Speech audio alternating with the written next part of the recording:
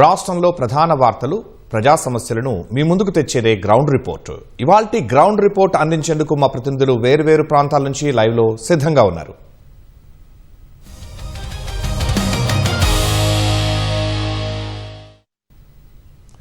పరీక్షలంటేనే పిల్లలకు శిరోభారం, చెప్పలేనంత ఒత్తిడి గురవుతుంటారు. జాతీయ స్థాయిలో ప్రవేశ పరీక్ష అంటే ఆ రేంజ్లోనే ఒత్తిడి ఉంటుంది. ఒక్కసారి పరీక్ష రాస్తే తల మీద భారమంతా దిగిపోయిందని ఊపిరి పీల్చుకుంటారు. కానీ వైద్య విద్యా ప్రవేశాల కోసం నీట్ పరీక్ష రాసిన విద్యార్థులకు శిరోభారం మళ్లీ మొదలైంది. పేపర్ లీకేజ్ కారణంగా నీట్ ఎగ్జామ్ రద్దయింది. పేపర్ లీకేజ్పై సిబిఐ దర్యాప్తునకు ఆదేశించిన ఎన్టీఏ విద్యార్థుల నుంచి మళ్లీ ఫీజు తీసుకోకుండా రీ ఎగ్జామ్ పెడతామని ప్రకటించింది. ఇదే ఇవాల్టి గ్రౌండ్ రిపోర్ట్లో ఫస్ట్ టాపిక్. దీనికి సంబంధించిన అప్డేట్స్ అందించేందుకు మా ప్రతినిధి అరుణ్ ఢిల్లీ నుంచి లైవ్ లో సిద్ధంగా ఉన్నారు. అరుణ్, అసలు పేపర్ ఎక్కడి నుంచి లీక్ అయింది? పకడ్బందీగా పరీక్ష నిర్వహిస్తామని చెప్పిన ఎన్టీఏ ఎక్కడ విఫలమైంది?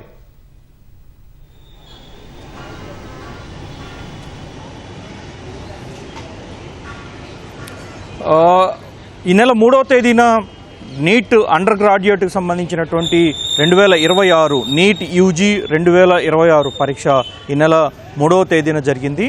ఈ పరీక్ష జరిగిన తర్వాత నుంచి అనేక ఆరోపణలు, అనేక విమర్శలు వెల్లువెత్తుతున్నాయి.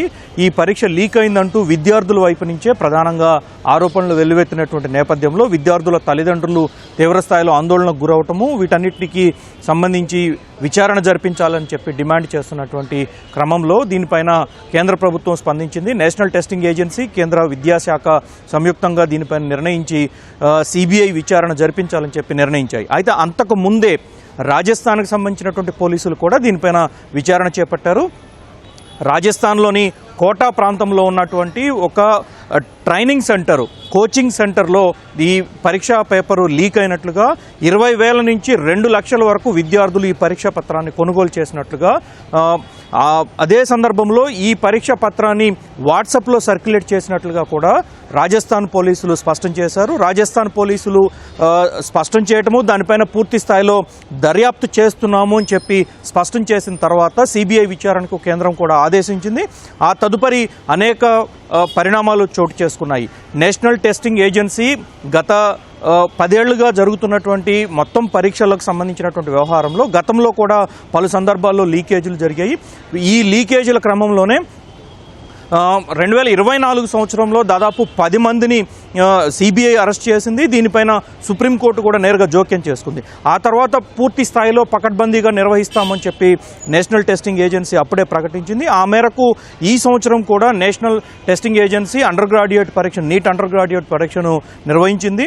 పరీక్ష జరిగిన పరీక్ష పూర్తి చేసుకొని బయటికి వచ్చినటువంటి విద్యార్థులే స్వయంగా ఈ పరీక్ష లీక్ అయింది, ఈ పరీక్షా పత్రం లీక్ అయింది అని చెప్పని వాపోయినటువంటి పరిస్థితుల్లో విద్యార్థుల తల్లిదండ్రుల వైపు నుంచి అనేక డిమాండ్లు రావడంతో కేంద్రం ఇందుకు సంబంధించినటువంటి ఒక కీలకమైనటువంటి నిర్ణయాన్ని ఈరోజు తీసుకుంది.